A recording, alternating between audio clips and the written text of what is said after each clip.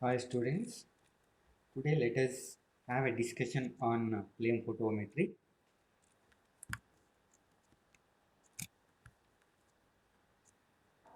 Under this flame photometry, what is the principle involved in this? Flame photometry is one of the atomic emission method for the routine determination of metal salts such as alkali and alkaline earth metals. Quantitative analysis of these metals is performed by measuring emission response of the solutions containing the metal salts. Here, when you take either NaCl solution or KCl solution, they are the metal salt solutions. When a metal salt solution is aspirated means burning. So, aspirated into the flame, burning into the flame.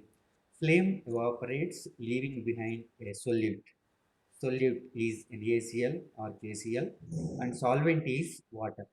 So, solvent atomizes and leaving behind the solute, either NaCl or KCl, and they excites. Actually, here, when you aspirate the sample, NaCl dissociates into its Na plus and Kl minus ions. If it is KCl dissociates into K plus and Cl minus ions and excites a valency electrons to an upper state. Being unstable, whether electrons or ions, being unstable in the excited state. So that is why light is emitted as a characteristic wavelength for each metal as the electron returns to the ground state. Comparison of emission intensities of unknowns to their that of standard solutions. So we have to take the emission responses of standard solutions that will give you a calibration line. Once again, we have to take the emission responses of unknown solutions or sample solutions. So by comparing the emission responses of standards with unknowns, then we can come to know the emission response of unknown solution. In turn, we can calculate the amount of solute or NaCl or KCl present in a given sample of solution or sample of water. So that is why sample solution is sprayed or aspirated as a fine mist into the flame or burner. So by heat of the flame and location of reducing fuel, molecules and ions of the sample species are decomposed by the following equation. For example, Na plus and one electron, it forms Na. So, or Na gives rise to Na plus and one electrons. So, heat of the flame causes excitation of some atoms into the higher electronic states. Actually, here, when you aspirate the NaCl solution, first water evaporates, leaving behind NaCl. Again, NaCl dissociates into its Na plus and one electron. The electron gets electronically excited. This electron gets electronically excited. Being unstable in the excited state, it fall back to the ground state, emitting energy as radiation, that is called as emission response. So that is why the excited atoms revert to the ground state by emission of light energy as h nu of characteristic wavelength measured by the detector. So a detector is placed to detect the emission response of the that solution or solute. So here, so this is the principle whatever involved in the flame photometry. Then let us discuss about theory and instrumentation of flame photometer. So here you can observe the diagram of flame photometer here. So there is a nebulizer here. There is a nebulizer here. Here there is a nebulizer.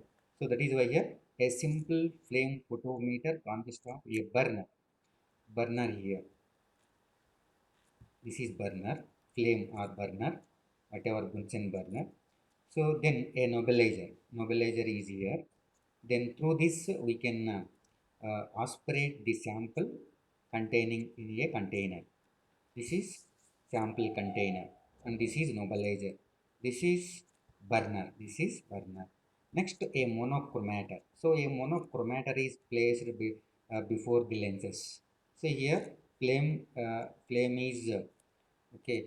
Uh, flame occurs here. Then before the flame, we can place one lens. Then through this lens we can place monochromator. So through this monochromator, then we can get the radiation that will be amplified, and through the detector, then we can record that emission response of that solution. So these are the major parts of flame photometer. So you have to explain after giving the diagram. You have to explain in a proper manner. So a simple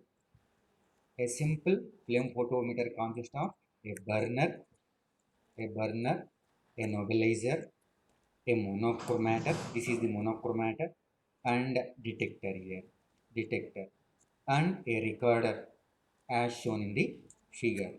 It is used for clinical, biological, and environmental analysis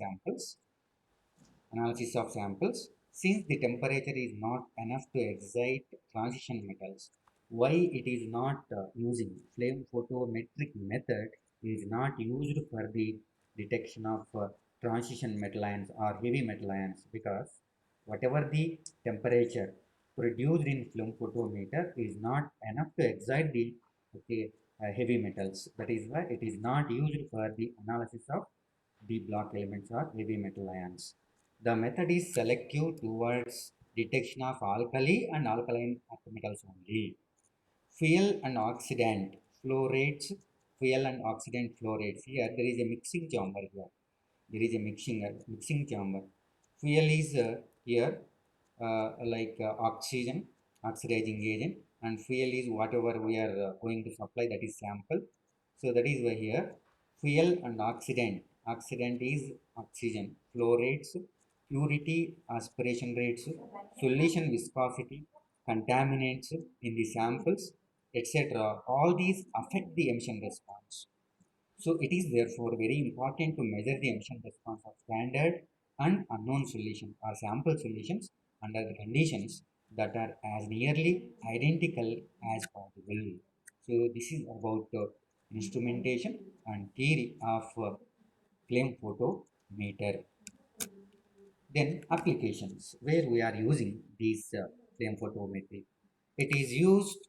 It is used exclusively in the quantitative determination of metal ions in the solution.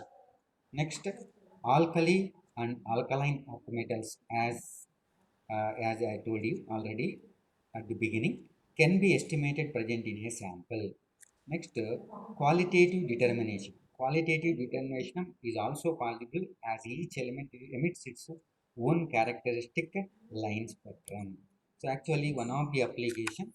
So here, so we can estimate the fluoride content present in given drinking water sample. So because fluoride and chlorides emits characteristic wavelength or characteristic line spectrum, so that we can determine those ions. Next, disadvantages. So number one is the intensity of emission is very sensitive to changes in flame temperature, as I told you.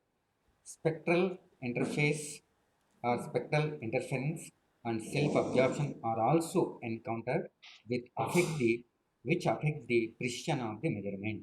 Last one is a linear plot of absorption or absorbance against concentration is not always expected, is not always linear. So we can say that linear.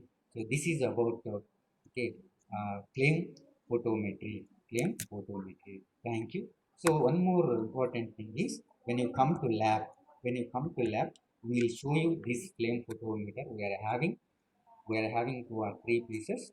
Then once you come to lab, we will show you as a demo this one. Okay, thank you.